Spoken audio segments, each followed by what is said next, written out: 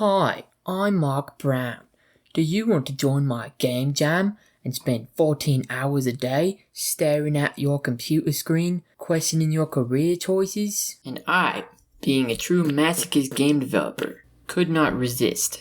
So yeah, I participated in Game Maker's Toolkit 2023 Game Jam. The theme was reversed roles. I made my team pretty last second. It basically just involved me asking around on the Game Maker's Toolkit Discord server. And the team members I found were Pizza Dev, a 2D artist and 3D modeler, Renrick, a music artist, and Sambro, who would join me with the programming. So I came up with a few ideas for the reversed roles. One of them was zombie versus human apocalypse. Another was you are the obstacles in a car race. And the one we eventually decided on was you are a ghost trying to get an exorcist to solve your own murder, so that he can exorcise you and send you to the spirit realm. So the first thing I started working on was the character controller. I say I was working on it, but I had already made all the assets like a few months beforehand just for a physics-based character controller. So basically it just uses the arrow keys in the direction of the camera, and it also makes character like hover, which I thought would be perfect for a ghost.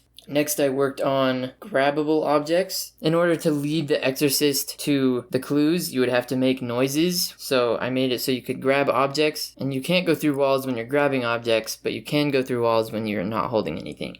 Next, I worked on the pathfinding for the exorcist. Basically, it just uses Unity's built-in nav mesh navigation, but instead of just having it move the character, it actually uses physics calculations to make the motion look a bit more natural. And the other programmer worked on this field of vision cone for the exorcist, so the exorcist can't see in all directions around it. It can only see what's kind of right in front of him, so the ghost can sneak behind him and whatnot. And I had a bit of time that I didn't really have anything specific to do, so I got working on some menu systems. Next, we started replacing all the simple prototype models with the models that our 3D modeler made. And he made his models in kind of like a PS1 style with like really low poly and blurry pixel art for textures. And he also made some animations, which I eventually implemented on the Ghost and the Exorcist. The other programmer also made the sound detection system. When you get an object you can grab and hit it against something hard enough, it will attract the exorcist. The other programmer also worked on states of the exorcist. One of them is just wandering from room to room. He just chooses a random room he wants to go to. And the next is if he finds a clue in that room, he will use this thinking animation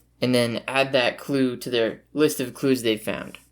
And another state he added would be the exorcist hearing a noise and then going to investigate it. And the last state he added was the exorcist seeing the ghost, and when he sees the ghost, he gets scared, and then this little fear meter will go up. If it fills all the way up, then you lose the game. The sound artist made his own music track that I thought was honestly pretty good. I've found myself whistling it like multiple times. He also made noise. And then the last noises we added were the exorcist noises. At this point, we were pretty confident that the game was ready to build and put on itch.io. So I built it, and then I uploaded the file. And at that point, I didn't think I had to do anything else. One of the other team members downloaded the game and took some screenshots for the itch.io page. Of course, I still wanted to do a bit of playtesting, even though we only had a few minutes left until the deadline. So I'm there playtesting it, and I realized that the sounds I was making, banging the objects around, wasn't attracting the exorcist at all. So we figured out that when you build a Unity game, it like reorders some of the scripts, which can sometimes break code. So apparently that happened with our game, and we realized this just a few minutes before the deadline. We didn't know how we were going to fix it with that little time, so we kind of just gave up and accepted that pretty much all the functionality of our game would be beyond the player's control.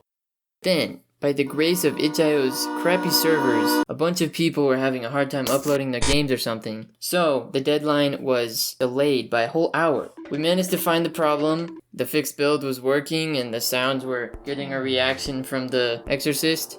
There's still a few bugs here and there, like sometimes the exorcist just wouldn't even notice a clue standing right in front of them, which did kind of break the game loop a bit because you couldn't really win if the exorcist didn't see a clue. On the other hand, it's still pretty fun to mess with the exorcist and get it to go to random rooms in the house thinking they heard something. So yeah, the game ended up still being pretty fun even though it wasn't fully functional. I'm honestly pretty surprised how good of a game we got working in 2 days. The game is now on itch.io, where you can play that game and any other game submitted for this game jam. If you like this game or this video, I would advise that you like and subscribe so I can move out of my parents' basement.